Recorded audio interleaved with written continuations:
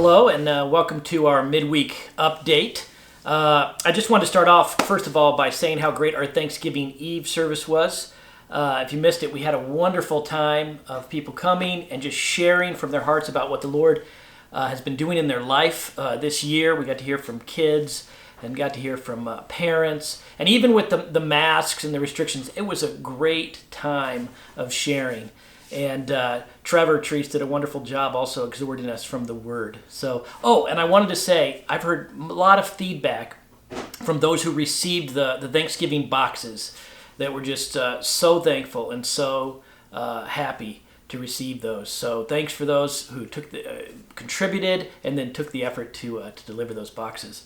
A few family announcements. First of all, we just need you to register for Sunday morning services. If you're coming along, please try to remember to go on and register. The main purpose of this is just for us to know, feel for numbers, where we're going to be able to, whether we can fit everybody, what we need to do. So it just helps us if you could go on, even if it's Saturday night, and just register your family, let us know you're coming. Register your kids if it's a children's church Sunday. Which reminds me that I need to make a correction. For our next children's church is actually on the 13th. I guess there was a kind of a misprint of the numbers on that. So the Sunday the 13th is the next children's church. Also, if you haven't been with us, we've started into our Advent season and the Christmas services are upon us. We'll be having again our Christmas Eve service, a wonderful time of coming together and thinking of our Lord on the eve of His birth. And celebrating together. We will also be having our Sunday Christmas service. And remember, the Sunday after Christmas is always our annual Testimony Sunday. And it's exciting to hear the testimonies of what God has been doing in people's lives. So join us for those Sundays. Finally, Jay wanted me to mention that we do need help on our media team. If you have some audio video skills or you would like to get some skills, you're interested in that area, we could really use your help. You can contact Jay Choi. You can just look him up on the website or just see him at church and tap him on the shoulder. He would love to get you involved in that. And that's all we have as far as family announcements. Now I wanted to take a minute and just reflect again about why we have chosen as a body to take a temporary hiatus from singing corporately. First of all, I want to say, I know it's hard. Everybody wants to sing. I want to sing. And to not sing on Sunday can feel like we're not fully worshiping, like we're neglecting some aspect of worship.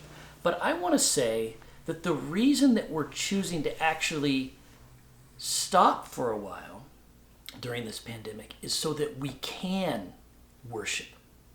That we can worship genuinely and fully. You see, singing, the whole purpose of singing in worship, what makes it worshipful? Is it that I'm, belting it out to the Lord? Is it my many words, my great theology that make it worshipful? No, actually, what makes those words worshipful is what's going on this way. It's how we're treating one another.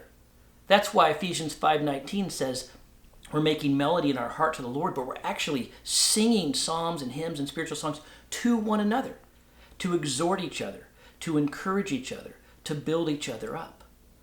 So singing that's worshipful to God is actually about edification this way, about loving each other this way. So if we end up in a context where our singing out loud is actually causing or possibly causing harm to our brothers and sisters, maybe by possibly making some of them sick and spreading a disease, we're actually kind of defeating the purpose. We're no longer loving each other this way so that our singing is worshipful to the Lord. So by actually choosing to refrain from a time, we're choosing to actually do what makes singing so honorable and worship to God. We're doing that out of love for our brothers and sisters, wanting to care for them.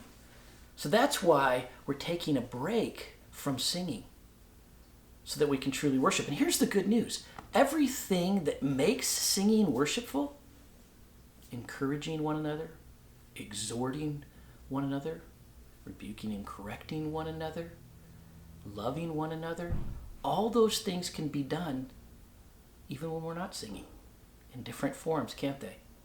So it's important that we still strive to come together, to worship together in fellowship, to worship together in prayer, to worship together as we come in small groups, to worship together as we meditate around the Word together. So come and worship with us on Sunday, and we can look forward together to the time that we can sing aloud again.